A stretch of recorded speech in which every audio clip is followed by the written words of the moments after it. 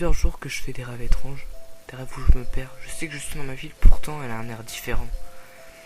Je me souviens de ces rêves, pourtant je m'en souviens pas. Du moins pas totalement.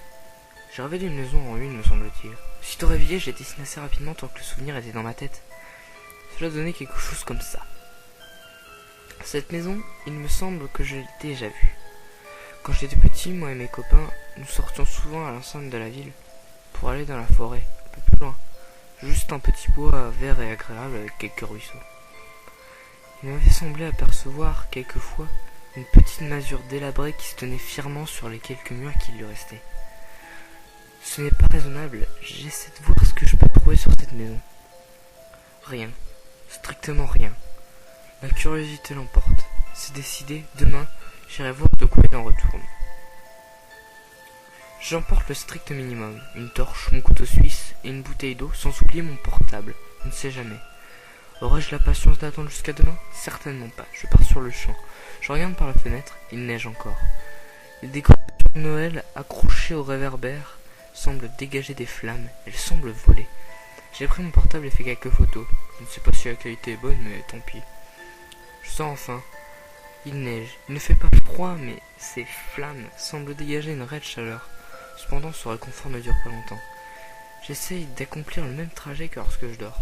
J'avais traversé plusieurs quartiers dans mes rêves. Ce n'étaient pas les quartiers lumineux et aérés que je connaissais. C'était plutôt un lieu sombre, étroit, un lieu où si quelque chose m'arrivait, je ne pourrais pas m'enfuir. J'ai pressé le pas, l'ombre mortuaire des bâtiments. Lorsque je me suis retourné, la lumière était revenue, mais semblait être au milieu du chemin. Aucun lampadaire ne s'est jamais trouvé au milieu de nos routes. Je suis tenté de rebrousser le chemin, mais je ne suis pas très loin de la forêt. J'y entre donc la boule au ventre et les nerfs à vif. Je sors mon couteau et de mon sac, je le serre aussi fort que je le peux dans ma main. Et enfin, je l'ai aperçue. Certes, elle ne ressemble pas trop à la cabane que j'avais dessinée quelques heures auparavant. Elle semble encore en plus piteux état. Le jour commence à se lever, je prends une photo et j'entre. Tout est sombre à l'intérieur. Moins que je l'aurais pensé, mais sombre quand même. Il n'y a que 2 pièces. Une cuisine composée de quelques meubles, une table et une vieille cuisinière. Et bien, une chambre avec un lit. Si dehors même avec la neige je n'avais pas froid, ici c'est autre chose. Je grelotte sous ma veste, et je sais que quelque chose ne va pas bien. Mais quelque chose attire mon attention, un bruit, une espèce de raclement qui semble venir du coin de la grande pièce, d'un lavabo.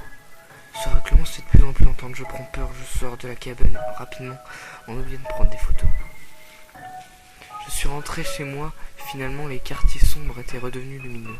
Les lampadaires étaient bien placés aux abords de la chaussée. Je n'arrive plus à faire la différence entre rêve et réalité.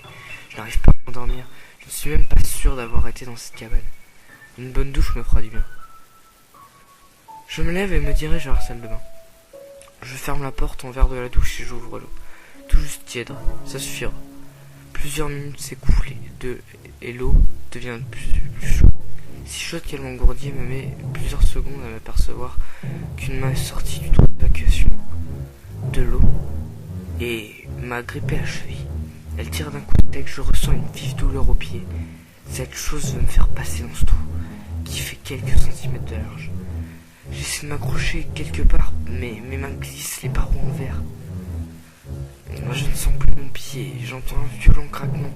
La moitié de mon pied est déjà dans le trou, et le sang coule de flot. Je pleure, je me débat, rien à faire. Cette chose est trop forte, elle m'entraîne dans le trou. Mon tibia y passe dans un craquement horrible. La chair se déchire et s'arrache pour rentrer. Tout comme les os et les muscles. La douleur est insoutenable, je ne peux rien y faire. J'ai entendu des histoires comme quoi, lorsque la douleur est trop forte, l'homme s'évanouit. Je n'ai pas cette chance-là. Mon genou commence à rentrer. La douleur est pire que toutes les autres. Je sens que chaque partie de l'os craque, se déplace, rentre et racle. Et ma peau vend dans tous les sens. Le sang recouvre quasiment tout le sol de la douche. C'est à ce moment-là que je le vois. Un visage. Ce visage est collé à la paroi en verre à l'extérieur. Et ses yeux... Derrière la vitre de la douche, il s'extasie sur le siphon.